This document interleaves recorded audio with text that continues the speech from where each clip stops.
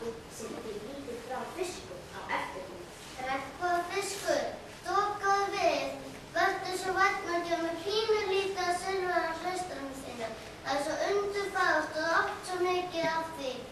Hvernig voru þið að biðja hraustrin mitt? Það heldur eiginlega á sér, komdu að burt. Litli blái fiskurinn sigldi skelkaður í burtu.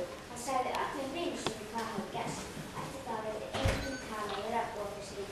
Þegar hann sigldi hjá, litu allir undan. Regnbogafiskurinn var skelfilega einmana og fannst ekkert gaman að vera fallegur þegar enginn vildi horfa á hann.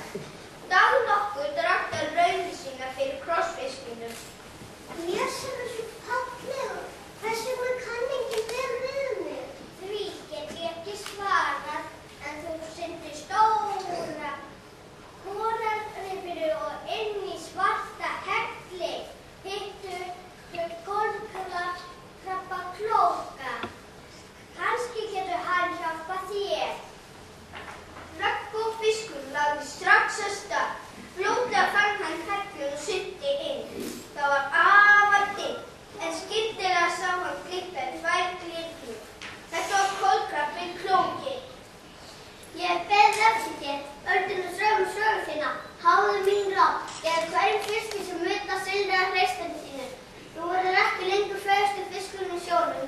Í staðinn verð þú hamingjusamur. Síðan hvarf kolkrabbinn inn í þykkt flekský. Hér var hreistrið mitt, fallega silfraði hreistrið mitt. Ó nei, það ger ég aldrei.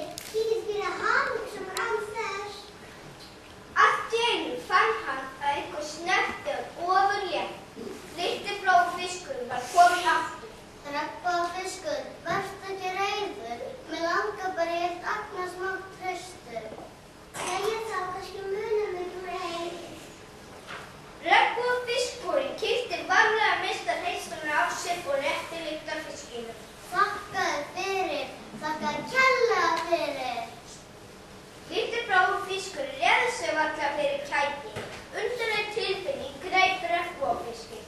Hann starði lengi á litla fiskinn sem synti fram og aftur með nýja hreistringsi, spriklandi af gleði. Litli blái fiskurinn þaut glitt á hafið, ekki leið á löngu, þar til hinir fiskarnir komu líka og báðu regnbogafiskinum hreystu. Þeir vildu allir vera fallegir eins og hann. Regnbogafiskurinn tíndi á sér hreistrið og gaf á báða boga, því meira sem hann gaf, því léttara var hann í bragði. Þegar allir fiskarnir höfðu fengið hreistur kom regnbogafiskurinn að nú var hann ekki lengur utanveltur, heldur loksins einn af hópnum. Á endanum var hans einn glittandi hreistur eftir á regnbogafiskinum. Hann hafði gefið þess sem þorði að kærast, en þó afar glaður. Komdu regnbogafiskur, komdu að leika við okkur. Já, nú kem ég, sagði regnbogafiskurinn og sigldi sætt til vina sinna.